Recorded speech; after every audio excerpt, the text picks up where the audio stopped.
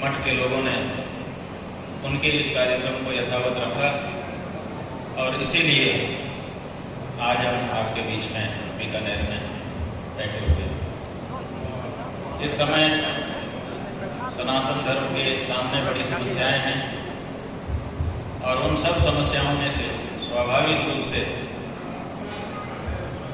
गौ माता की जो हत्या हो रही है और उनकी जो दुर्दशा हो रही है, जगह जगह पर उनका अपमान दिखाई दे रहा है, ये किसी भी सनातन धर्मी को देखने में अच्छा नहीं लग रहा है।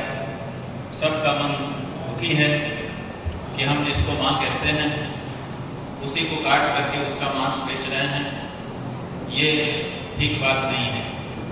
और इसीलिए सनातन धर्मियों ने ये निश्चय किया है कि अब हम भारत देश में गौ हत्या को बंद करने की मांग को भारत देश की पहली मांग बनाएंगे और सरकारों को इसके लिए बाध्य करने का प्रयास करेंगे कि वे कहते तो हैं लेकिन कर नहीं पाते हैं। इसलिए इस मुद्दे को वरीयता के क्रम में लाकर इसी वर्ष गौ हत्या समग्र देश में बंद कराने का लक्ष्य लिया गया है और हम इस समय जहां भी जा रहे हैं उसी कार्य को प्रथम कार्य के रूप में ले रहे हैं। आप सबसे भी हम यही अनुरोध करना चाहेंगे कि इस संदर्भ में विशेष रूप से जन जागरूकता अपनाएं। आपके जो प्रश्न होंगे वो तो आप हमसे पूछ ही लेंगे, हम उसको भी बता देंगे, लेकिन हमारी तरफ से जो बात है वो ये है कि हम सनातन धर्मियों के हृदय में सबसे बड़ी पीड़ा इस बात की है कि हमारे ऊपर दोहरा चरित्र वाला होने का, पाखंडी होने का लांछन पूरे विश्व के द्वारा लगाया जाता है। ये कैसे लोग हैं, हिंदू लोग, जो किसी को मां भी कहते हैं और काट करके उसका मांस भी बेच लेते हैं और उससे अपना खजाना बना लेते हैं। ये सनातनी कभी पाखंडी नहीं रहे, लेकिन आज हमारे ऊपर पाखंडी होने का आरोप लगाया जा रहा है, जो कहीं सही भी है और इसी बात से हम लोगों को बड़ी पीड़ा है। तो हम गौ माता की हत्या रुके और उनको पशु सूची से हटाकर अभी राज्यों की और केंद्र सरकार की पशु सूची में गाय को अंकित किया गया है। हमारे शास्त्रों ने, हमारे वेदों ने ये बताया है कि पशुओं न गावः, गाय पशु नहीं।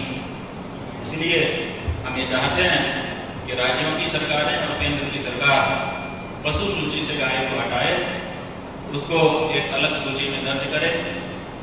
किस रूप में दर्ज करे? तो हम लोगों ने, चूंकि हमारे वेदों में, शास्त्रों ने उसको विश्व माता कहा है, तो हम कहते हैं देश से कि देश कम से कम देश माता, राष्ट्र माता उनको कहे।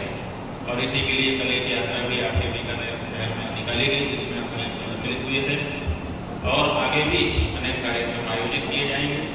हम एक गौ संसद के माध्यम से इस समय गाय की बात को पूरे देश में आगे बढ़ाया जा रहा है। यहाँ से हम जब जाएंगे तो 14 तारीख को 1 बजे दिन में सभी 36 प्रदेशों के प्रदेश प्रमुखों की, गौ सेवा संसद के प्रदेश प्रमुखों की एक बैठक हरिद्वार में रखी गई है। उसमें कुछ निर्णय लिए जाएंगे। उसके बाद 24, 25, 26 जुलाई को दिल्ली में गौ संसद का शपथ ग्रहण समारोह होगा। देश के सभी 543 संसदीय क्षेत्रों से जो गौ सांसद मनोनीत किए गए हैं वो वहाँ पर शपथ ग्रहण करेंगे और गौ माता के संदर्भ में, कानून के संदर्भ में चर्चा करेंगे और उस चर्चा से, अपनी विशेषज्ञता से भारत की संसद को भी अवगत कराएंगे। और उसके बाद सितंबर अक्टूबर में भारत के सभी प्रदेशों में बड़े बड़े गौ रक्षा, गौ प्रतिष्ठा सम्मेलन आयोजित किए जाएंगे और 7, 8, 9 नवंबर को दिल्ली में एक विशाल जनसमूह गौ माता को राष्ट्र